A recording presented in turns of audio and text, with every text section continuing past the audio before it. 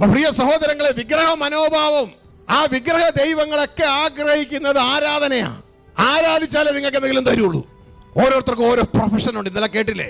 നിങ്ങളുടെ ഇഷ്ടമാണ് അവർ നിങ്ങൾക്ക് തരുന്നത്, ശരിയല്ലേ? ഉദ്ദിഷ്ട കാര്യങ്ങൾ അല്ലേ? പേപ്പറിൽ കാണാൻ ഉദ്ദിഷ്ട കാര്യങ്ങൾ സാധിച്ചു.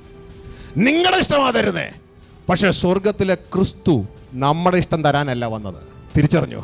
സ്വർഗത്തിലെ ക്രിസ്തു നമ്മുടെ ഇഷ്ടം തരാനല്ല വന്നത്. സ്വർഗത്തിലെ ക്രിസ്തു തന്റെ ഇഷ്ടം ചെയ്യാനല്ല വന്നത്. സ്വർഗത്തിലെ ക്രിസ്തു തന്നെ അയച്ച സ്വർഗീയ പിതാവിന്റെ ഇഷ്ടം ചെയ്യാനാ വന്നത്. പക്ഷെ ഭൂമിയിലെ എല്ലാ വിഗ്രഹ ദൈവങ്ങളും അതിന്റെ പുറകുള്ള പിശാചുക്കളും മനുഷ്യന്റെ ഇഷ്ടം കൊടുക്കാനാണ് നിൽക്കണേ. തിരിച്ചറിഞ്ഞോ നിങ്ങൾ? കാരണം മനുഷ്യൻ ലോകക്കൊതിയനാ. അതുകൊണ്ട് പിശാച് പറഞ്ഞു, ലോകം അതിന്റെ മോഹം തരാം, എന്നെ ആരാധിച്ചാൽ മതി.